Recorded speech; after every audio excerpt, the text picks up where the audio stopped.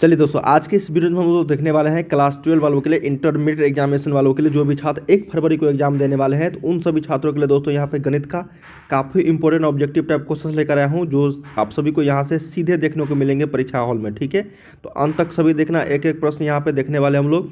काफ़ी सारे important question यहाँ पे हैं, सिलेक्ट किए हुए हैं। ठीक है, तो वीडियो को लाइक कर लीजिए दोस्तों। जितने भी छात्र इंटरमीडिएट के और एग्जाम देने वाले हैं 1 फरवरी को, तो आप सभी के लिए वीडियोज़ बहुत ही इंपॉर्टेंट होगा। ठीक है, और चैनल को सब्सक्राइब कर लीजिए ताकि इसी तरीके से हम लोग नेक्स्ट वीडियो लेकर आएंगे तो नोटिफिकेशन दोस्तों आपको मिलता रहेगा। ठीक है, तो चलिए एक एक प्रश्न देखते हैं। यहाँ पे मैथमेटिक्स गणित का 1 फरवरी को टोटल 100 ऑब्जेक्टिव रहेंगे, जिसमें से आपको सिर्फ और सिर्फ 50 का जवाब देना रहेगा।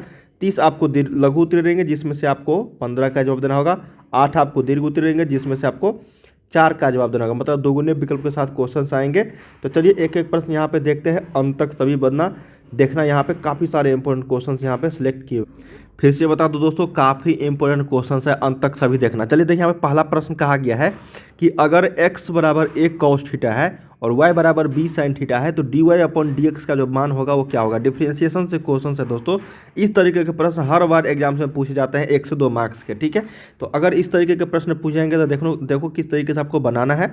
यहाँ पे कहा गया है x बराबर आपका a cos थीटा। ठीक है, और यहाँ पे क्या किया है, y बराबर आपका b साइन थीटा। तो हमको क्या निकालना है, dy अपॉन dx। क्या निकालना है, dy अपॉन dx। ठीक है, तो हम लोग क्या करेंगे, सबसे पहले इसका डिफरेंशिएशन करेंगे।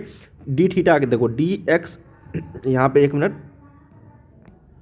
क्या करेंगे दोस्तों, यहाँ पे देखो d बटा डी थीटा और जो x है, उसके बाद यहाँ पे अब इसको हम लोग क्या करेंगे, डिफरेंशिएशन करेंगे, है ना। तो cos थीटा का हो जाता है डिफरेंशिएशन, देखो cos थीटा का हो जाता है आपका माइनस साइन थीटा। ठीक है, तो यहाँ पे हो जाएगा माइनस a साइन थीटा हो जाएगा।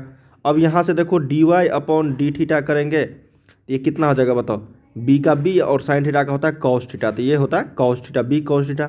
हमको निकालना है dy अपॉन dx, तो dy क्या करेंगे, dy बटा डी थीटा और dx बटा डी थीटा करेंगे। अब जो मान आया है b cos थीटा बटा माइनस a साइन थीटा, तो डी थीटा से डी थीटा गया आपका, तो बचा क्या बताओ, यहाँ पे लिख देते हैं हम लोग, क्या बचा, माइनस b अपॉन a, और cos थीटा बटा साइन थीटा होता है आपको cot थीटा होता है ना।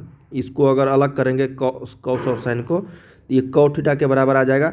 तो minus b by A cot theta किस ऑप्शन में, ऑप्शन नंबर आपका ए में है। ठीक है, देखो इस तरीके के प्रश्न पूछ जाएंगे तो आपको इस तरीके से बनाने हैं। पहले ये 2 मार्क्स के क्वेश्चन पूछे जाते थे। ठीक है, लेकिन जब से ऑनलाइन मतलब 1 मार्क्स वाले क्वेश्चन आए हैं ऑब्जेक्टिव टाइप, तो ये ऑब्जेक्टिव में पूछा जाने लगा है। ठीक है, तो चलिए हम लोगों ने यहाँ पे सोल्व किया है, 1 का सही उत्तर क्या हो जाएगा, ए।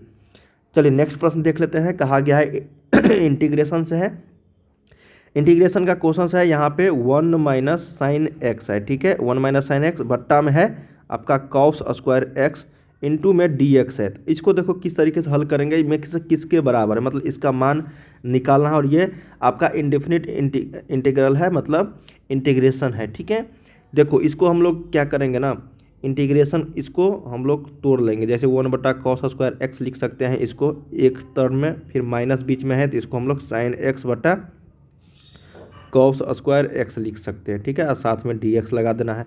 अब यहाँ से देखो, अब देखो 1 बटा कॉस स्क्वायर एक्स का क्या होगा बताओ,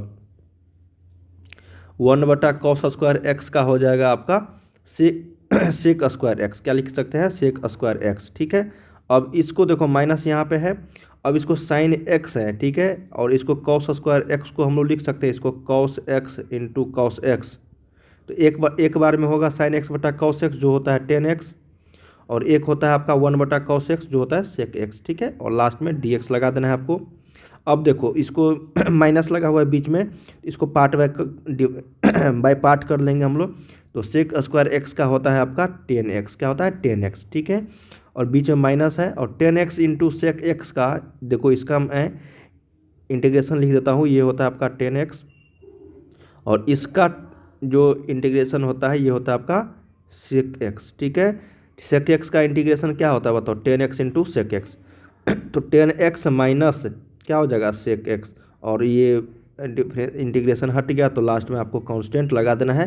तो देखते हैं किस ऑप्शन में, ये 10x minus sec X plus C, जो ऑप्शन नंबर आपका ए में ही है, यही आपका क्या हो जाएगा, आंसर हो जाएगा। ठीक है, तो 2 का भी सही उत्तर क्या हो गया, ए आपका करेक्ट हो गया। देखिए एक एक प्रश्न हम लोग यहाँ पे डिटेल्स में समझते चलेंगे ताकि आपको आगे दिक्कत न हो इस तरह के प्रश्न को हल करने में।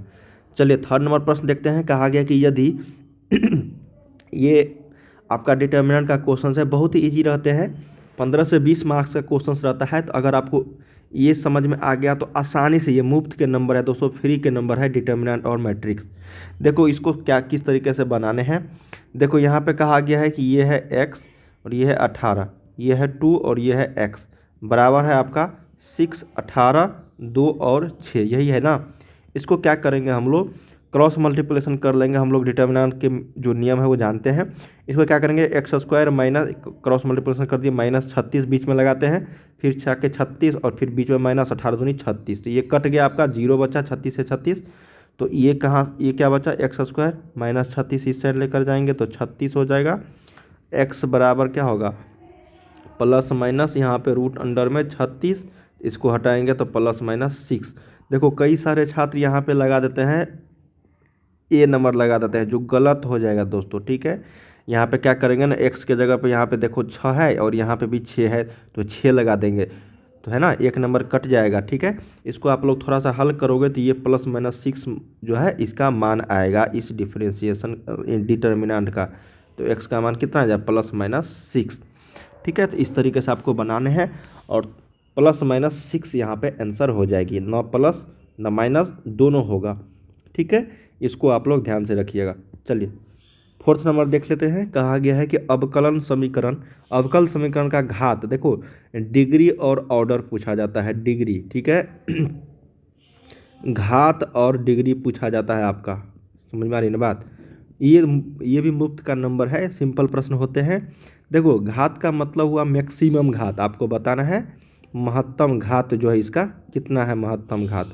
और डिग्री का भी मतलब होता है हाईएस्ट ऑर्डर का, मतलब कितना सबसे ज़्यादा हुआ है, हाईएस्ट ऑर्डर या डिग्री, ठीक है। हाईएस्ट ऑर्डर या डिग्री आपका पूछा जाता है। अब बताओ यहाँ पे हाईएस्ट ऑर्डर, ठीक है ना।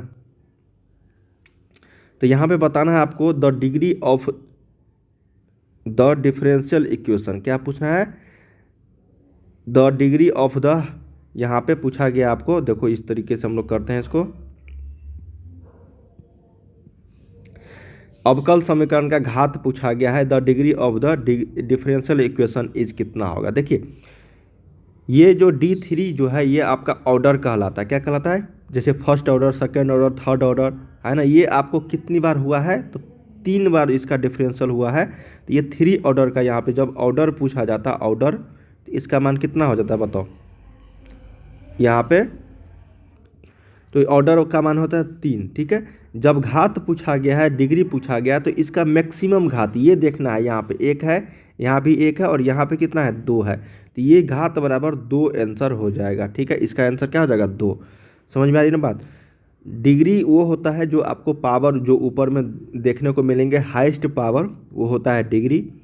और ऑर्डर, ये first order, second order, third order, जैसे हम लोग जानते हैं ना डिफरेंशिएशन करते हैं, तो उसी को हम लोग ऑर्डर बोलते हैं। जैसे यहाँ पे सबसे ज़्यादा बार 3 हुआ है, तो पूछा जा सकता है एग्जाम्स में कि ऑर्डर कितना होगा, तो 3 घात तो 2, ठीक है। चलिए नेक्स्ट प्रश्न देख लेते हैं, 5th नंबर।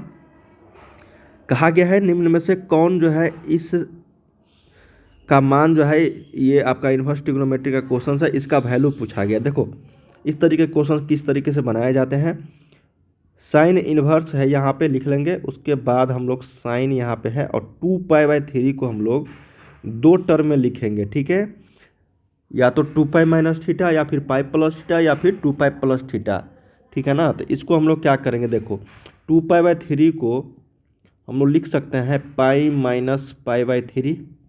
अगर इसी को हम लोग हल करेंगे तो ये 2π/3 ही आ जाएगा, ठीक है। इसको अगर हल करेंगे तो, ठीक है, तो हम लोग लिख सकते हैं इसको π - π/3, बिल्कुल लिख सकते हैं, ठीक है। अब देखो साइन इन्वर्स, अब यहाँ से साइन हम लोग जानते हैं एक फार्मूला कि साइन π - थीटा जो होता है वो हो जाता है आपका साइन थीटा के बराबर। किसके बराबर, साइन थीटा के बराबर, ठीक है। साइन 90 - थीटा cos थीटा हो जाता है, लेकिन साइन π - थीटा जो होता है वो साइन थीटा ही होता है। तो यहाँ से क्या हो जाएगा बताओ, साइन थीटा के जगह पे कितना है, π/3। तो अब बताओ साइन इन्वर्स है और यहाँ पे साइन है, ठीक है। तो 1 साइन लिखेंगे इसको, साइन इन्वर्स को, गुन्ने यहाँ पे साइन π/3। तो ये साइन से साइन गया, आपका बचा कितना, π/3 ही बचा ना।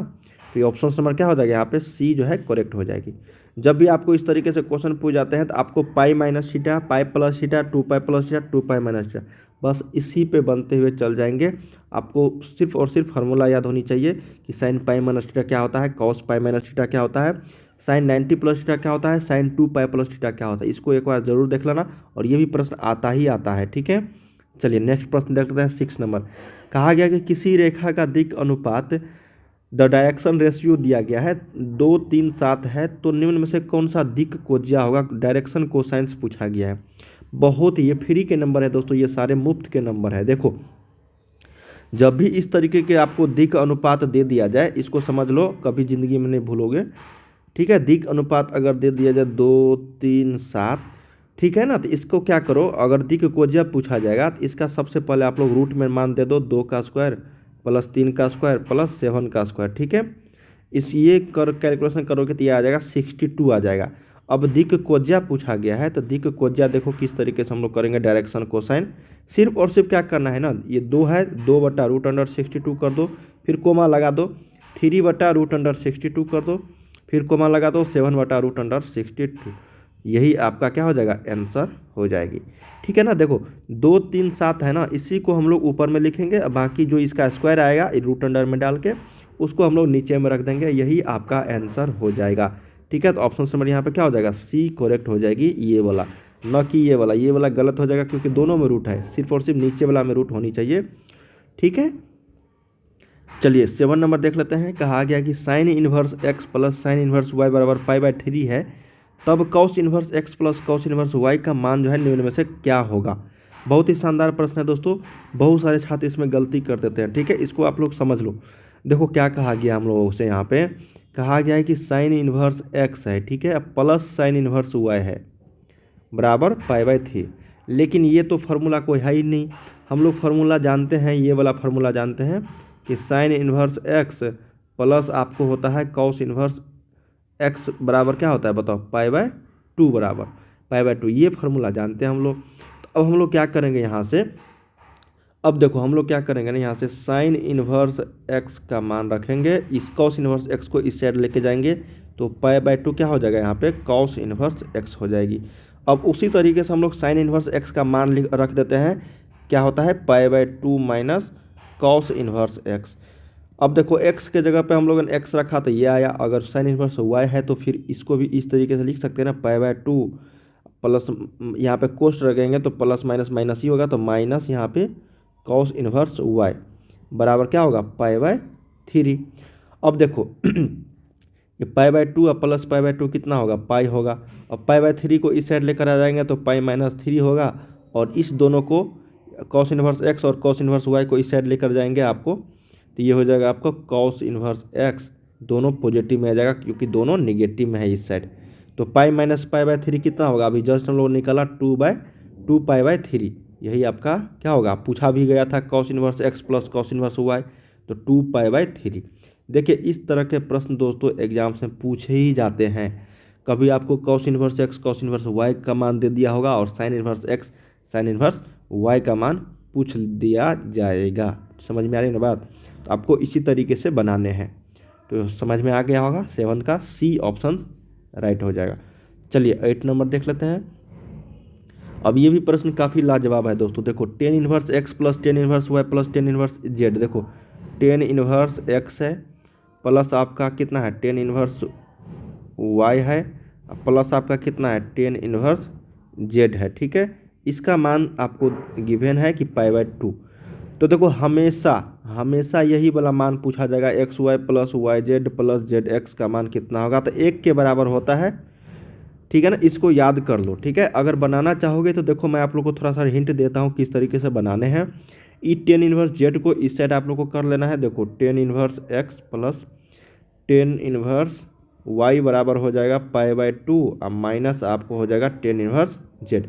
अब हम लोग जानते हैं tan inverse x plus tan inverse y का फार्मूला होता है tan inverse x plus y बटा में होता है 1 माइनस एक्स वाई, अब बराबर ये π/2 माइनस टेन इन्वर्स जेड। ठीक है, ये होता है आपका एक formula tan inverse x plus tan inverse y का।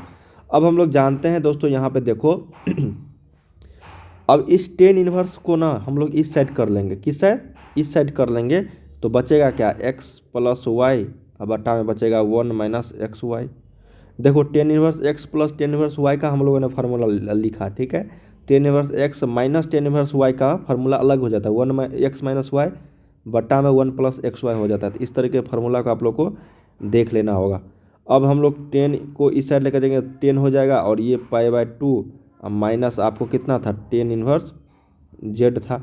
ठीक है, अब देखो इसको लिखेंगे हम लोग एक्स प्लस वाई बटा में वन माइनस एक्स वाई।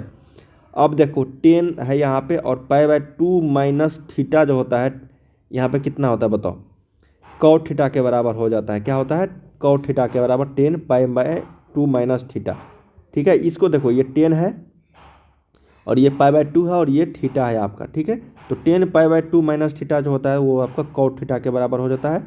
तो डायरेक्ट लिख देता है कॉट थीटा के जगह पे कितना है, टेन इनवर्स जेड है। ठीक है, अब देखो एक्स प्लस वाई बटा वन माइनस एक्स वाई, और कॉट और टेन इनवर्स एक्स को अगर हल करेंगे तो ये वन बटा जेड आ जाएगा, क्योंकि देखो कॉट को लिखोगे आपको यहाँ पे, और ये टेन इनवर्स जेड है तो इसको लिख सकते हैं वन बटा कॉट और इंटू वन बटा जेड। ठीक है, इसको लिख सकते हैं आसानी से हम लोग। तो ये आपका हो जाएगा ये, इसको अगर हल करोगे तो इसका मान वन आएगा, इसको जरूर एक बार हल करना, वन के बराबर आ जाएगा। ऑप्शन नंबर बी, ये आप आसानी से इसको रट भी सकते हो, याद भी कर सकते हो, ये फार्मूला। नेक्स्ट प्रश्न है दोस्तों हमारे पास 9 नंबर, कहा गया कि अगर 2x, ठीक है, कोमा x प्लस वाई बराबर 6 प्लस 2, तो x और y का मान निम्नलिखित में से कौन सा होगा। ये सिंपल प्रश्न है। देखो सिर्फ और सिर्फ क्या करना, 2x के जगह पे इसको रख देना और x प्लस वाई के जगह पे x के, तो 2x बराबर यहाँ पे 6, तो x का मान यहाँ पे 3 आ गया। ठीक है, अब देखो यहाँ से हम लोग क्या करेंगे इसको, अब इसको देखो यहाँ पे कहा गया x प्लस वाई बराबर 2 के अकॉर्डिंग रखेंगे, तो x का मान हम लोगों ने 3 रखा, प्लस वाई बराबर 2, तो y का मान यहाँ पे क्या आ गया, -1। इसका मतलब x का मान 3 है और y का मान क्या है, -1। देख लेते हैं किस ऑप्शन में है, यही आपका आंसर हो जाएगा, जो ऑप्शन नंबर आपका ए में है, करेक्ट हो जाएगी। ठीक है, सिंपल प्रश्न था। अगला देख लेते हैं 10 नंबर, कहा गया कि बिंदु स्थिति सदिश के साथ 2,6, 1,2 और p,10 संरेख होंगे, तो p का मान निम्नलिखित में से कौन सा होगा। देखिए संरेख होने के लिए एक शर्त है दोस्तों, मान लेते हैं कि 3 बिंदु है आपका, ये a है और ये आपका b है और ये आपका c है। तीनों का यहाँ पे निर्देशांक दिया गया है 2,6, 1,2 है और ये है आपका p,10। ठीक है, यही आपका क्या है, बिंदु है। अब संरेख होने के लिए जो शर्त है, संरेख होने के लिए देखो यहाँ पे, संरेख होने के लिए जो शर्त है यहाँ पे, देखो ये जो प्रश्न है एक बार 1 नंबर का जरूर पूछा जाता है हर साल एग्जाम्स में। इसका जो एरिया होना चाहिए ABC का, वो 0 के बराबर होना चाहिए। ठीक है, शर्त है ये। तो हम लोग जानते हैं इसका जो क्षेत्रफल होता है त्रिभुज का, ये होता है 1/2। मैं आपको लिख देता हूँ यहाँ पे, ये होता है आपका x1, y2 माइनस y3 होता है। ठीक है, प्लस आपका यहाँ पे x2, उसके बाद y2 माइनस y3 होगा, y3 माइनस y1 प्लस आपका x3 into y1 minus y2। ठीक है, ये आपका यहाँ पे शर्त ये क्षेत्रफल होता है, इसका मान यहाँ पे रख देने के बाद ये 0 के बराबर आ जाएगा। ठीक है, तो इस क्षेत्रफल का मान यहाँ पे 0 होना चाहिए। अब देखो 1/2, x1 के जगह पे कितना है, 2 है यहाँ पे, तो 2 माइनस 10 यहाँ पे y2 माइनस y3, ये हो जाएगा आपका x1 y1। ठीक है, ये आपका है x2 y2 और ये है आपका x3 y3। अब इससे यहाँ पे हम लोग मान रखेंगे, x2 के जगह पे फिर 1 है, y3 कितना है 10 है और y1 6 है, प्लस x3 आपका p है और y1 कितना है बताओ 6 है और ये -2 है। ठीक है, यही है आपका। इसको अगर हल करेंगे हम लोग, तो देखो यहाँ पे हल मैं थोड़ा सा दिखाता हूँ। यहाँ पे आ जाएगा 4p का मान -12 आ जाएगा। ठीक है, तो यहाँ से हम लोग क्या करेंगे, p का मान निकालेंगे -3, जो ऑप्शन नंबर आपका बी में है, यही करेक्ट हो जाएगा। p का मान क्या होगा, -3। देखो संरेख होने के लिए शर्त है कि तीनों का जो एरिया होना चाहिए वो 0 होना चाहिए, ठीक है, मतलब त्रिभुज ABC का, ठीक है, त्रिभुज का संरेख होने के लिए 3 बिंदु की होने की आवश्यकता होती है यहाँ पे। तो उस दोनों का जो तीनों का जो क्षेत्रफल होगा त्रिभुज का वो 0 के बराबर होना चाहिए, ठीक है। तो 0 यहाँ पे हम लोगों ने कर लिया और P का वैल्यू यहाँ से हम लोग निकाल लिए।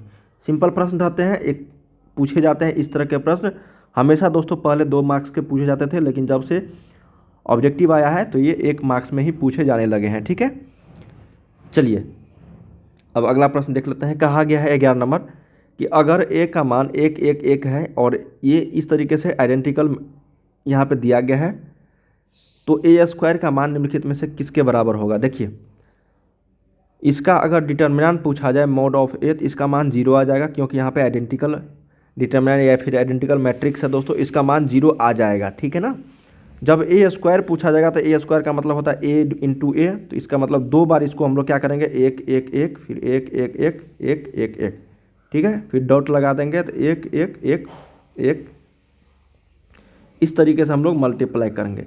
जब हम लोग मल्टीप्लाई करेंगे इसको तो इसका मतलब ये 3 बार हम लोग को करना पड़ेगा रो और कॉलम को, तो ये हो जाएगा, मैं डायरेक्ट लिखता हूँ 3 3 3 आ जाएगा 3 3 3, ठीक है, तो ये आपका आ जाएगा। अब हम लोग क्या करेंगे यहाँ से 3 जो है यहाँ से कॉमन ले लेंगे तो ये बचेगा क्या 1 1 1, फिर इसी तरीके से हम लोग ये बच जाएगा। इसका वैल्यू क्या होता है a के बराबर है, तो ये हो जाएगा 3 इंटू ए, मतलब 3a के बराबर। जो ऑप्शन नंबर आपका सी में है यही करेक्ट हो जाएगा, ठीक से। a² का मान पूछा जाएगा तो ये होगा।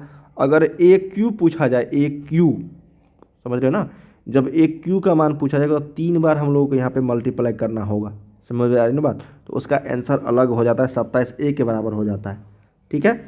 तो उसको अलग विधि से हम लोग यहाँ पे करते हैं, सेम विधि है लेकिन अलग उसका आंसर आ जाएगा।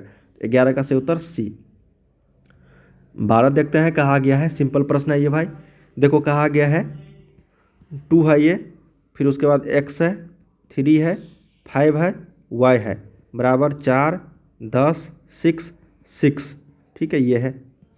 अब देखो इसको मल्टीप्लाई करेंगे तो ये हो जाएगा 2x 6 10 2y, यही होगा ना। अब ये हो जाएगा 4 10 6 6, इसको हल करेंगे तो 2x के जगह पे 4 रखेंगे तो 2x बराबर 4 हो गया, तो x का मान यहाँ से कितना हो गया बताओ, x का मान 2 आ गया। अब देखो 2y का भी मान हम लोग 6 के बराबर रखेंगे तो y का मान आज यहाँ पे 3 आ जाएगा, तो इसका मान x का मान 2 और y का मान 3। देख लेते हैं किस ऑप्शन से भाई, ऑप्शन नंबर आपका ए में ही है, x बराबर 2 y बराबर 3, तो यही आंसर हो जाएगा 12 का ए सही उत्तर हो जाएगी। सिंपल प्रश्न था। 13 नंबर प्रश्न है भाई, देखो x+1 है, x-1 है, x-3 और x+2। देखो जब इस तरीके से करोगे कि x+1 बराबर इसके बराबर करोगे तो ये आंसर जो है नहीं मिलेगा, अलग हो जाएगी, ठीक है। इसको थोड़ा सा हम लोग को हल करना होगा। देखो किस तरीके से हल करते हैं हम सभी इसको। अब इसको हम लोग मल्टीप्लाई कर देंगे, जैसे हम लोग जानते हैं ना x+1 x-3 फिर x-1 और x+2 है, ठीक है। अब यहाँ से 4 है, -1 है, 1 है और 3 है। इसको क्या करेंगे हम लोग क्रॉस मल्टीप्लिकेशन कर देंगे, जैसे हम लोगों ने यहाँ पे डिटरमिनेंट में करते थे, x+1 इंटू x+2, फिर बीच में माइनस लगाएंगे x-1 इंटू x-3। अब इसको 4 तिया 12, फिर माइनस यहाँ पे माइनस माइनस प्लस 1 डायरेक्ट लिख देता हूँ तो ये 13 के बराबर आ जाएगा। जब इसको हल करोगे दोस्तों आप लोग तो इसका मान 7x बराबर यहाँ पे कितना आ जाएगा 14 आ जाएगा, यहाँ से x का मान 2 आ जाएगा, ठीक है, x का मान कितना आ जाएगा 2, यही आंसर आपका करेक्ट हो जाएगी। इसको एक बार हल करोगे x+1 ये तो 7x का मान 14 के बराबर आ जाएगा, ठीक है। चलिए 14 नंबर देखते हैं, इस सारणी का वैल्यू क्या होगा, इसका मान आप लोगों से पूछा गया है। देखो प्लस माइनस प्लस, ठीक है, तो +3 लेंगे यहाँ पे, ढकेंगे इसको तो बचेगा क्या 0 2 5 3 बचेगा, फिर -5 ढकेंगे तो बचेगा 1 7 5 3, फिर +2 ढकेंगे तो क्या बचेगा 1 7 0 2। समझ में आ रही है ना, ये आपका यहाँ पे मान आ गया। तो +3 0 -10 आ जाएगा, ये -5 3 -35, ठीक है ना, +2 ये हो जाएगा आपका 2 के बराबर। और इसको कैलकुलेशन करोगे तो यहाँ पे -30 आया, फिर माइनस यहाँ पे -32, अब माइनस माइनस प्लस तो 160, और ये प्लस आपको कितना हो जाएगा बताओ प्लस आपको कितना हो गया, ये 4 हो गया, क्या हो गया, 4 हो गया। ठीक है, तो देखो 164 में से 30 अगर घटाएंगे तो 100 कितना आएगा बताओ, 134। जो ऑप्शन नंबर आपका सी में है यही करेक्ट हो जाएगी। 14 का क्या हो जाएगा, सी आपका सही उत्तर हो जाएगा। समझ में आई ना बात, सिंपल प्रश्न था। नेक्स्ट देखते थे 15 नंबर, कहा गया कि यदि y बराबर x प्लस 1/x तो निम्नलिखित में से कौन dy/dx के बराबर होगा। तो हम देखो सिर्फ और सिर्फ इसका डिफ्रेंशिएशन पूछ दिया गया है। तो हम लोग जानते हैं x प्लस 1/x को हम लोग लिख सकते हैं x के पावर -1, और हम लोग एक फार्मूला जानते हैं d/dx x के पावर n वाले फार्मूला से n(x) n-1 होता है। ठीक है, ये फार्मूला होता है। तो हम लोग क्या करेंगे, dy/dx निकालेंगे। एक बार x का निकालेंगे, dy/dx x plus dy/dx x के पावर -1। तो dy/dx का क्या होता है, 1 होता है। और यहाँ पे हम लोग क्या करेंगे, देखो यहाँ पे पहले माइनस नहीं लगाना है, प्लस या माइनस। ठीक है, तो इसको हम लोग क्या करेंगे, देखो यहाँ पे प्लस है, फिर इसको हल करेंगे माइनस, यहाँ पे 1 हो जाएगा ये। ठीक है ना, फिर x के पावर -1 ये फार्मूला मैंने लगाया है यहाँ पे। तो ये हो जाएगा 1 प्लस 1 माइनस हो जाएगा, डायरेक्ट लिख दो x के पावर -2। तो इसको लिख सकता है 1 माइनस एक्स। ठीक है, यही आंसर हो जाएगा 1 माइनस 1/x²। जो ऑप्शन नंबर आपका ए में है यही करेक्ट हो जाएगी। सिंपल प्रश्न था, सिर्फ और सिर्फ इसका डिफ्रेंशिएशन निकालना था। 1/x का डिफ्रेंशिएशन क्या होगा तो 1/x का डिफ्रेंशिएशन डायरेक्ट अगर लिखोगे तो ये हो जाएगा आपका कितना बताओ, -x के पावर -2 होगा। ठीक है, या फिर डायरेक्ट लिखोगे तो -1/x² आ जाएगा और x का डिफ्रेंशिएशन 1 होता है। सिंपल था दोस्तों। हम लोगों ने यहाँ पे टोटल जो क्वेश्चंस किए हैं 15 किए हैं। आगे के क्वेश्चन हम लोग अगले वीडियो में करेंगे। काफ़ी सारे इंपॉर्टेंट क्वेश्चंस मैं आप सभी को इस चैनल के माध्यम से बताने वाला हूँ, जो आप सभी के एग्जाम्स के लिए बहुत इंपॉर्टेंट होंगे। तो चलिए एक एक प्रश्नों को हम लोगों ने डिटेल्स में समझते हुए चला है। ठीक है, इसी तरीके से काफ़ी सारे क्वेश्चंस मैं आप सभी के लिए लेकर आने वाला हूँ। बाय बाय, मिलते हैं हम लोग अगले वीडियो में। तब तक तैयारी करते रहिए। वेबसाइट पर जाकर लिंक डिस्क्रिप्शन में है।